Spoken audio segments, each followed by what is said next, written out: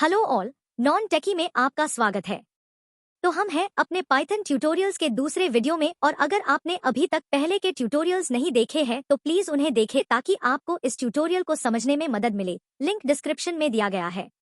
तो पिछले सेशन में हमने समझा कि पाइथन क्या है और हमने उसके डेटा टाइप्स भी देखे। तो आज के सेशन में हम कुछ और बेसिक फंडामेंटल्स ऑफ पाइथन सीखने वाले हैं। तो अपने कोलैब या जुपिटर नोटबुक्स के साथ तैयार हो जाइए और सेशन शुरू करते हैं। आज का पहला टॉपिक है वेरिएबल्स। वेरिएबल्स बस कंटेनर्स होते हैं जो वैल्यूज को स्टोर करते हैं। फॉर एग्जाम्पल, मैं ए में असाइन करूं एक वैल्यू 5, और अगर मैं ए को प्रिंट करती हूं तो मुझे आउटपुट मिलेगा 5। तो यहाँ ए हमारा वेरिएबल है जो हमारी वैल्यू को स्टोर करता है। It's that simple. अगली चीज है कमेंट्स। कमेंट्स का इस्तेमाल कोड को पढ़ने और समझने के लिए किया जाता है। हम कमेंट्स का इस्तेमाल करते हैं कोड के बारे में लिखने के लिए। For example, C is equal to A plus B। तो अगर आप किसी को बताना चाहते हैं कि ये कोड किस बारे में है तो हम कमेंट्स ऐड करते हैं। कमेंट्स शुरू होते हैं एक पाउंड सिंबल से। एक पाउंड सिंबल यूज करके हम लिखेंगे दिस इज अ कॉमेंट। आप कहीं भी कॉमेंट लिख सकते हैं, जैसे कि यहाँ। पाइथन इंटरप्रेटर इस पाउंड सिंबल को इग्नोर करता है और इस तरह कोई एरर नहीं आता जब आप कोई कॉमेंट कहीं भी लिख दे।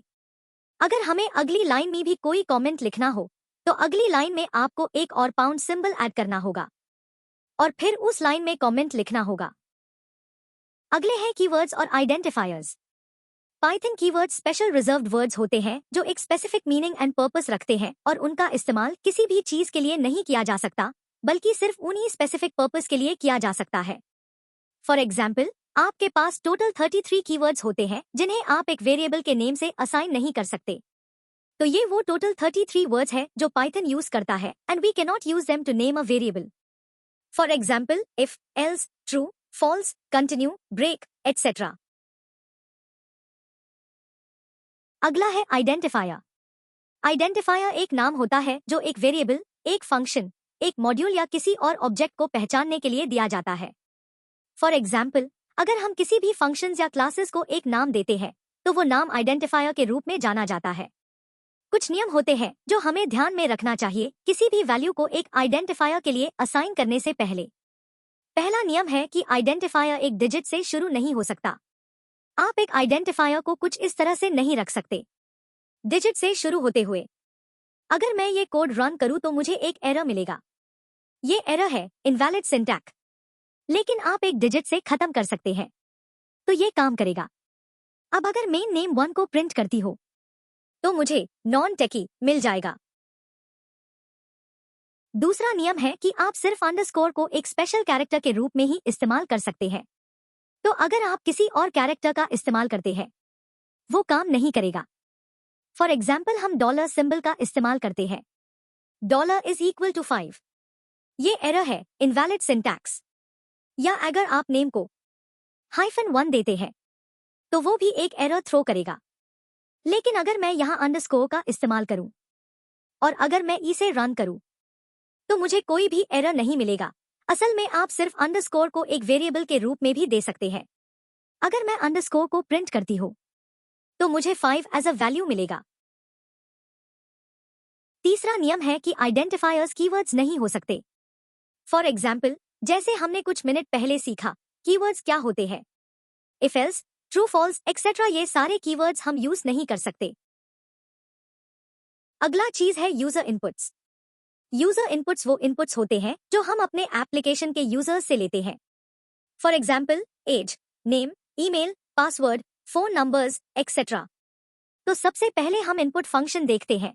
टाइप करें इनपुट एंड राउंड ब्रैकेट्स, क्योंकि ये एक फंक्शन है। अगर मैं इसे रन करती हूँ तो मुझे यहाँ कुछ भी इनपुट करने के लिए एक बॉक्स मिलता है।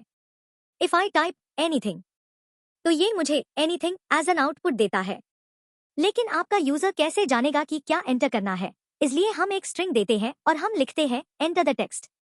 अगर मैं इसे दोबारा रन करती हूँ तो इस बॉक्स के पहले मुझे ये बताएगा कि टेक्स्ट एंटर करें।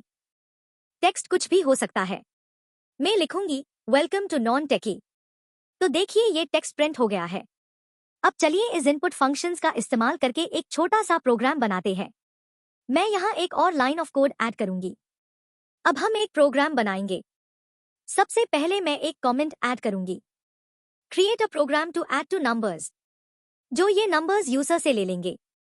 अब हम लिखेंगे इनपुट और राउंड ब्रैकेट्स के अंदर एंटर योर फर्स्ट नंबर और हम इसे एक वेरिएबल fnum में स्टोर करेंगे।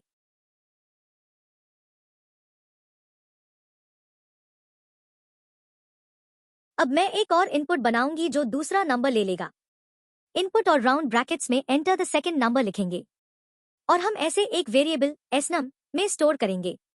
अब अगर मैं इस fnum और snum को प्रिंट करती हूं तो आप देख सकते हैं ये वेरिएबल्स को असाइन किया गया है। तो अगर मैं ऐसे रन करती हो तो ये मुझसे पूछेगा कि पहला नंबर एंटर करें, तो मेरा पहला नंबर होगा 2 और दूसरा नंबर होगा 4। तो दोनों नंबर्स प्रिंट हो चुके हैं। अब हम एक और वेरिएबल बनाएंगे नेम्ड रिजल्ट, जो दोनों नंबर्स को ऐड कर देगा। तो हम लिखेंगे fnum प्लस snum और दोनों नंबर्स का रिजल्ट इस वेरिएबल में स्टोर होगा जो रिजल्ट के नाम से है और फिर हम रिजल्ट को प्रिंट करेंगे। अब चलिए इसे रन करते हैं और हमारे दो नंबर्स को ऐड करते हैं। तो हम अपना पहला नंबर देंगे 4, दूसरा नंबर 6। ये पहला और दूसरा नंबर प्रिंट किया गया है, लेकिन इन नंबर्स का सम हमें नहीं मिला। जैसे कि हमने उम्मीद की थी वैसे प्रिंट नहीं हुआ। 4 प्लस 6 10 होना चाहिए, लेकिन ये 46 प्रिंट हुआ है। अब देखते हैं इसका रीजन कि क्यों हमें एक्सपेक्टेड आउटपुट नहीं मिला। अगर मैं आपको दिखाऊं fnum और snum का टाइप, तो मैं लिखूंगी टाइप ऑफ fnum और टाइप ऑफ snum और दोनों के पहले हम प्रिंट लगा देंगे सो दैट ये टाइप्स प्रिंट हो जाए। अब ये सेल रन करते हैं। पहला नंबर हम देंगे 5, दूसरा नंबर देंगे 8 और जैसे कि आप देख सकते हैं इन वैल्यूज का डेटा टाइप स्ट्रिंग है। जब आप दो स्ट्रिंग्स को कंकैटिनेट करते हैं या आप दो स्ट्रिंग्स को जोड़ते हैं तो आपको कुछ इस तरह का रिजल्ट मिलता है।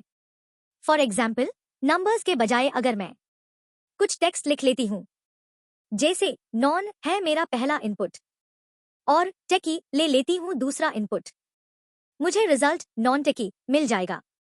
तो इन दोनों नंबर्स को जोड़ने के लिए हमें टाइप कन्वर्शन के बारे में सीखना होगा, क्योंकि इनपुट फंक्शन हमेशा वैल्यू को स्ट्रिंग फॉर्मेट में रिटर्न करता है। तो चलिए देखते हैं टाइप कन्वर्शन क्या होता है। टाइप कन्वर्शन एक डेटा टाइप को दूसरे डेटा टाइप में कन्वर्ट करने में काम आता है। फॉर एग्जाम्पल, अगर मेरे पास a है जो एक स्ट्रिंग ऑफ 1 है, अब print a and print type of a करें तो मुझे ये स्ट्रिंग मिलता है। क्या होगा अगर मैं एक और वेरिएबल क्रिएट करूं और a का डेटा टाइप इंटीजर में कन्वर्ट करूं int फंक्शन का इस्तेमाल करके? मैं int लिखूंगी और a को वैल्यू के रूप में पास करूंगी।